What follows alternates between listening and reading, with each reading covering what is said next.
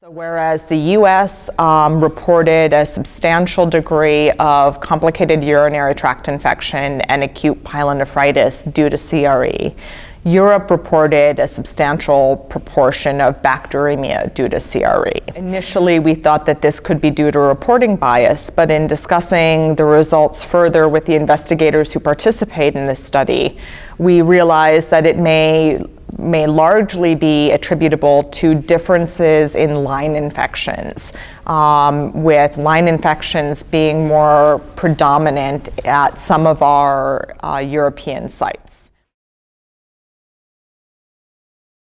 Associated with the differences in frequency of indication were differences in mortality and differences in clinical care.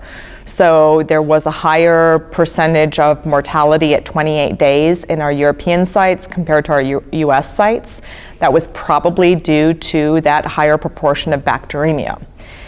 Although we did also find that there was a higher proportion of isolates, CRE isolates in these patients that were non-susceptible to agents of what we refer to as best available therapy. Colistin, polymyxin B, tigecycline, amikacin had higher rates of reported non-susceptibility at our European sites than our US sites. The caveat is that there are differences in the breakpoints. The US system uses CLSI breakpoints for many agents, whereas Europe uses a system known as UCAST. However, there are no specified breakpoints for some of these agents, particularly colistin and tigecycline. So it's unclear whether the increased mortality could also be contributed to by increased rates of non-susceptibility in Europe.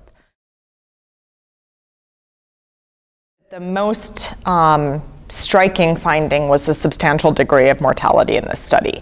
We had a 28% overall 28-day mortality. This ranged from 18% for complicated UTI and pyelonephritis to, I believe, 35% in ventilator-associated pneumonia. And we had only a 57% rate of clinical cure at 28 days. So almost half of the patients in this study were not cured by what is considered to be the best available therapy at the end of this study. And this was at sites that are well-versed in treating CRE infections by investigators who are experts in the field. So this really emphasizes, as Jeff Lauda just said, the extreme need for new drugs against CRE infections, of which Carbavance is one. What is clear and was a major take-home for us in our phase 3 study is that if you want to develop a drug that is going to be used worldwide against patients with KPC infections, then you really need to study multiple different patients from multiple different regions with multiple different indications to account for the inherent heterogeneity between infection types and geographic regions. Otherwise, you're never really going to know that your drug works in the patient population for which you're targeting it. Our target patient population is all patients with class A or class C carbapenem-MACE producing carbapenem-resistant enterobacterial infections, particularly KPC infections. And those include patients from Europe and the US. And it's important to know the differences between those patient populations, both due to region and due to different types of infection, when treating these patients and when studying a new drug in this patient population. I think we're really excited about Carbavance, and I personally, and I think I speak for the company, I hope I speak for the company, am really proud of the fact that we are one of the few companies to investigate a novel agent in the target patient population for which it was intended. So we're not just doing another registration trial, we're not just doing another CUTI trial.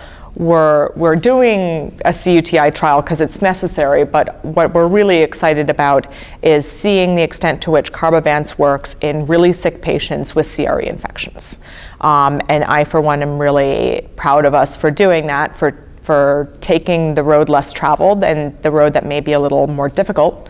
But I'm excited to see the results because I think we have a good drug, and I think it's going to work, and I think it's going to make a difference, and I think it's going to be important to show that it makes a difference in these patients.